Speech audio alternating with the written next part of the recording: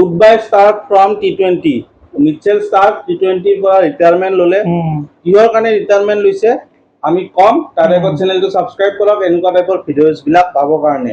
আৰু like and share কৰিব তো মিচেল ষ্টাৰ্ক আজি অষ্ট্ৰেলিয়াৰ ফাষ্ট বলাৰ জানো আমি বহু বছৰ ধৰি খেলিছে অষ্ট্ৰেলিয়াৰ বহু কেইখন মেটছত অৱদান দিছে জিকাইছে ইমান মানে লঞ্জিভিটি ইমান দিন খেলিলে এতিয়া T20 ৰ পৰা ফাইনেলি ৰিটায়াৰমেণ্ট ল'ব লগা হৈছে কাৰণ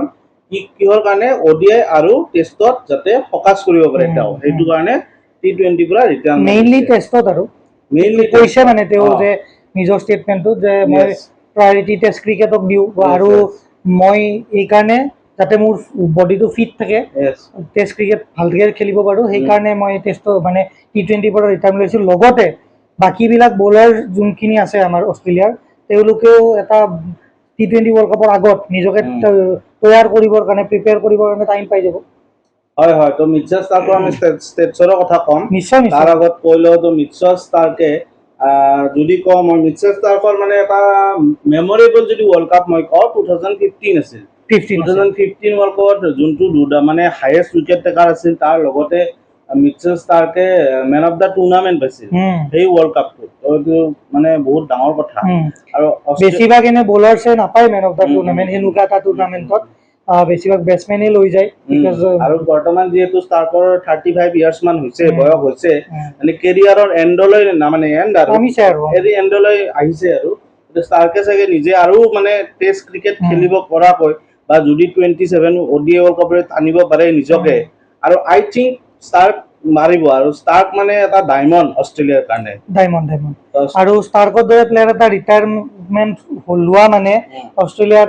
এই যদি পিলাৰ যদি তেওঁলোকৰ 8টা মান পিলাৰ যদি আমি ধৰি লওঁ সেই 8টা পিলাৰৰ এটা পিলাৰ নোহোৱা হৈ গ'ল একচুৱেলি ষ্টাৰ্ক কামিন্স আৰু হেজেলউড যোনটো আমি দেখিছো বাৰম্বাৰ এক্ৰছ অল ফৰমেটছ গোটেই কেইটা ফৰমেটত এই তিনটা পিলাৰে কামত দিয়ে ষ্টাৰ্ক কামিন্স আৰু হেজেলউড এই তিনজন বলাৰে যোনটো মানে অষ্ট্ৰেলিয়াক ইমান যে সাকসেস পাইছে এটো এৰাত মিচেল জনসন ব্ৰেটলি হট যোৱাৰ পিছত তেওঁলোক যোৱাৰ পিছত এইকেইটাই ধৰি ৰাখিছে সেই বস্তুটো আৰু সেইটোৱে আৰু এতিয়া কিন্তু অষ্ট্ৰেলিয়াৰ এটা বস্তু ভাল বাৰু one after another speed star আমাক দিয়ে ক্ৰিকেট ৱৰ্ল্ডত দিয়ে আছে আমি ষ্টাৰ্কৰ বহুত দেখিছো টাইমত যে ষ্টাৰ্কে বহুত বাৰ টেষ্ট ক্ৰিকেটৰ কাৰণে IPL স্কিপ কৰিছে IPL খেলা নাই মানে কিমান প্ৰাধান্য দিয়ে তো নিজৰ কান্ট্ৰি সদায় comes first country comes first আৰু এতিয়া মানে কি এতিয়া লাষ্টৰ কেৰিয়াৰৰ এন্ডত হে মানে ষ্টাৰ্কে IPL খেলা আৰম্ভ কৰিছে আৰু এটা বস্তু চাবলগীয়া তেওঁ টেষ্টৰ পৰা ৰিটায়াৰমেণ্ট লোৱা নাই ODIৰ পৰা লোৱা নাই য'ত ফিটনেছৰ সবতকৈ বেছি প্ৰয়োজন তেওঁ লৈছে T20 পৰা তেওঁ এতিয়াও নিজৰ কান্ট্ৰিৰ কথা বহুত ভাবি আছে তেওঁ ভাবি আছে যে যেতিয়ালৈকে এজন হেনুকা বলাৰ আৰু ৰেডি নহওক তেতিয়ালৈকে যাতে তেওঁ ওলাই কিনে গুচি নাযায় টিমটো ভাঙি নেপেলায় এনেকুৱা টাইপৰ সো এই থিংকিংটো ভাল লাগা মানে অষ্ট্ৰেলিয়ান ক্ৰিকেটৰ সেই বস্তুটো এই জাজবাটো ভাল লাগে মানে নেভাৰ গিভ আপ মেন্টালিটিটো এৰি নিদিয়া মানে এই বস্তুটো ভাল লাগে আৰু মই টেষ্টৰ এটা ষ্টেটছৰ কথা কওঁ T20 যেহেতু T20 পৰা ৰিটায়াৰমেণ্ট লৈছে T20 ষ্টেটছৰে প্ৰথমতে কথাখিনি কওঁ তো আমাৰ ষ্টাৰ্কে 65 খন মেচ খেলিছে T20 79টা উইকেট লৈছে 23.81 এভাৰেজ তো এভাৰেজটো ধুনীয়া এভাৰেজ T20 ক্ৰিকেটৰ কাৰণে বহুত ভাল ইকনমি 7.74 আৰু বেস্ট বোলিং হল 20 ৰানত 4টা উইকেট এটো হল T20 states actually T20 states ইমান মেটাৰ নকৰে এতিয়া ODI ষ্টেটছ আহিল 127 মেচ খেলিছে 244 টা উইকেট লৈছে ইয়াতো 23 এভাৰেজ আৰু ইকনমি 5.26 6 ৰানত তল আৰু 6টা উইকেট লৈছে 28 ৰানত এটো বেস্ট বোলিং ফিগাৰ এতিয়া মই আহো সবচে ইম্পৰ্টেন্ট ফৰমেট টেষ্ট ক্ৰিকেট 100 খন মেচ খেলিছে ৰিসেন্টলি 100 টেষ্ট খেলিছে ওয়েস্ট ইন্ডিজৰ লগত নেকি নে WTC 100 হৈছে সাগে কিন্তু হ'ব পাৰে এৰ লগতো কিবা হোৱাইট ওয়াশ কৰিছিল এনিৱেজ তো 402 উইকেট লৈছে 100 খন মেচত যত আমাৰ ঈশান শৰ্মাতে 300টা উইকেট লব সক্ষম হৈছে ষ্টাৰ্কে 402টা উইকেট লৈছে 27 এভাৰেজত bowling economy 3.41 economy is ultimate yes আৰু বেস্ট বোলিং ফিগাৰ হল 6টা উইকেট 9 ৰানত মানে এটা ইনিংছত তো এটো হল ষ্টাৰ্কৰ ওভাৰঅল ষ্টেটছ এক্ৰছ অল ফৰমেটছ তো এটা ধুনীয়া মানে ষ্টেটছ আৰু বহুত সুন্দৰ আৰু এনেকুৱা মানে বলাৰ কমে আহে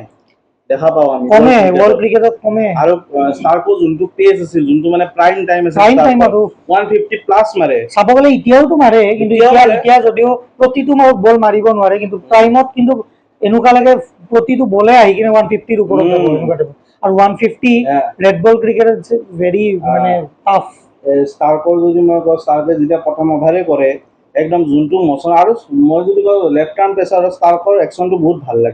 লাগে ক্লাছিক একদম ক্লাছিক ক্লাছ প্লেয়াৰ ক্লাছিক মানে ইয়ৰ্কাৰ একদম ভৰিত ব্লক হলত মাৰে ইয়েছ আমি দেখিছো এছেজৰ লাষ্ট এছেজ যেতিয়া হৈছিল ইংলেণ্ড অষ্ট্ৰেলিয়াৰ সেই মেটছত ৰৰি বানছে বেটিং কৰি আছিল লেফ্ট আৰ্ম ইংলেণ্ডৰ সেই প্ৰথম বলটো first day first match of the series আৰু first ball of the match first ball of the match ষ্টাৰ্কে কৰিছে যোনটো ৰৰি বানছে এৰি দিছিল বলটো দেই লিপ দি দিছিল পিছে দিয়ে এনেকে বলটো Swing হৈ কিনে লেগৰ ফালে যায় এনেকে সুইং মাৰি মানে ফুটি উৰি গৈছে মানে কিমান এটা সেই মানে স্কিলফুল বলাৰ সেই ক'লোৱে নহয় মানে class bowler classic bowling action তো এনেকুৱা বলাৰ বহুত কমেই আছে তো সেইকাৰণে আমি ষ্টাৰ্কক আৰু শুভেচ্ছা জনালো যাতে বাকী দুটা ফৰ্মেটত হেৰি কৰিব পাৰে আৰু এতিয়া আমি দেখিছোৱে মেক্সিমাম প্লেয়াৰ্ছ আমাৰ লিজেণ্ড বিলাক ৰিটায়াৰ হৈ যাই আছে আমাৰ ইণ্ডিয়াৰ পৰাও বহুত হৈছে অষ্ট্ৰেলিয়াৰ পৰাও আমি শুনিলো গতিকে এতিয়া আৰু টাইম আহিছে লাহে লাহে আৰু যে মানে ভাল প্লেয়াৰক আমি নেক্সট টাইম চাব নাপাওঁ অষ্ট্ৰেলিয়াৰ এই টাইঅটো পেষ্ট টাইঅটো কিন্তু এতিয়া কেৰিয়াৰৰ লাষ্টলৈ আহিছে গোটেইকেইটা তো অষ্ট্ৰেলিয়াৰ নেক্সট পেষ্ট টাইঅ কাক কেনেকুৱা হয় এনেকুৱা এফেক্টিভ হয় নে নহয় সেইটো চাবলগীয়া হ'ব বহুত এফেক্ট পেলাইতো এইটো হয় তো সেইটোৱে অষ্ট্ৰেলিয়াৰ এটা টাইমত আছিল 2010 মানৰ পৰা 2008-10 মানৰ পৰা অলপ বেয়া সময় গৈছিল 3-4 বছৰ মান যেতিয়া মানে নতুন এইবিলাক গৈছে আৰু এনেকুৱা মানে টাইম গৈছে অষ্ট্ৰেলিয়াৰ সেই দিনত মোৰ জৰ্জ বেলি কেপ্টেইন থাকোঁতে অলপ বহুত তল পৰিছিল অলপ ভালেখিনি তল পৰিছিল মানে এনেকুৱা আছিল যে এই দবদবাটো মানে অষ্ট্ৰেলিয়াৰ নোহোৱা হৈ গ'ল যেতিয়া তাৰমানে 2011 ক্ৰিকেট ৱৰ্ল্ড কাপত ৰিকি পণ্টিঙে লাষ্ট খেলিছিল তাৰপিছত মানে অলপ চেঞ্জ হৈ গ'ল পুৰণা প্লেয়াৰবিলাক গুচি গ'ল কিন্তু আকৌ 2015 ৱৰ্ল্ড কাপত কামবেক কৰিছে অষ্ট্ৰেলিয়াই মানে সেই মই যে ক'লো নিউজিলেণ্ডৰ লগত ফাইনেল খেলিছে আৰু মানে ফাইনেলত যিটো পাৰফৰ্মেঞ্চ দিছে ষ্টাৰ্কে মানে আৰু নিউজিলেণ্ডে এই ৱৰ্ল্ড কাপটোত এখনো মেচ হাৰা নাছিল ইণ্ডিয়াও হাৰা নাছিল ছেমিফাইনেলত গৈ হাৰে অষ্ট্ৰেলিয়াৰ লগত শিখৰ মানে 100 মাৰিছিল এখন মেচত কিন্তু লাষ্ট মানে কি হ'ল ইণ্ডিয়া সেইখন মেচ হাৰি যায় অলপৰ কাৰণে তো সেয়াই আৰু ষ্টাৰ্কৰ কথা যিমান ক'লেও কম মানে আমি যিমানে কৈ যাই থাকো ইমানে কম আৰু এটা মানে যিমানে কওঁ সিমানে কম তথাপি তাৰ মাজত আৰু এটা এনেকুৱা কথা আছে যোনটো আমি নকৈ থাকিব নোৱাৰো পিংক বলৰ মানে আমাৰ ষ্টাৰ্ক হ'ল কিং কিয় কিং বুলি কৈছো যেতিয়া পিংক বল টেষ্ট খেলিছে ষ্টাৰ্কে মেক্সিমাম টাইম 5 উইকেটছ হ'ল 5 লৈছে আৰু এটা কৈ দিছো আৰু ষ্টেটছ ভিউৱাৰ্ছক এইখিনিয়ে আছিল ষ্টাৰ্কৰ ওপৰত তেওঁৰ সেকেন্ড ইনিংছটো খুব ভাল হওক আৰু আছে মানে সৰি এইখিনি T20 এৰাৰ পিছত যোনখিনি টাইম তেওঁ পাব সেইখিনি ভালদৰে কটাওক আৰু প্লাছ তেওঁৰ পৰা ODI আৰু টেষ্টত অবভিয়াছলি আৰু আশা কৰিম বহুত ভাল স্পেলছ গতিকে এইখিনি আৰু ইণ্ডিয়াকতো প্ৰব্লেম দিবই কিন্তু ইণ্ডিয়াৰো এনেকুৱা প্লেয়াৰ আছে যোনে তেওঁক প্ৰব্লেম দিয়ে এনেকুৱা টাইপৰ কথা আমাৰ ৰোহিত শৰ্মাই 28 ৰান মাৰি থৈছে এটা অভাৰত সেইটো আমি পাহৰিব নোৱাৰো ৱৰ্ল্ড কাপ হেন খেলাত আৰু এইবিলাকতো থাকে হ'লেও ভাল বলাৰ মানে ভাল বলাৰে আৰু আমাক ভালেখিনি আপোনালোকে ছাপোৰ্ট কৰিছে তাৰ কাৰণে বহুত ধন্যবাদ ভিউজ আমি বহুত গেইন কৰিছো খালি ছাবস্ক্ৰাইবাৰ 100টা ছাবস্ক্ৰাইবাৰ কৰি দিয়ক সোনকালে আৰু মাত্ৰ 9টা ছাবস্ক্ৰাইবাৰ লাগে ভিডিঅ'টো লাইক ভাল পালে লাইক শ্বেয়াৰ এণ্ড ছাবস্ক্ৰাইব কৰি দিব আৰু শ্বেয়াৰো কৰিব বেলেগ বেলেগ থেংক ইউ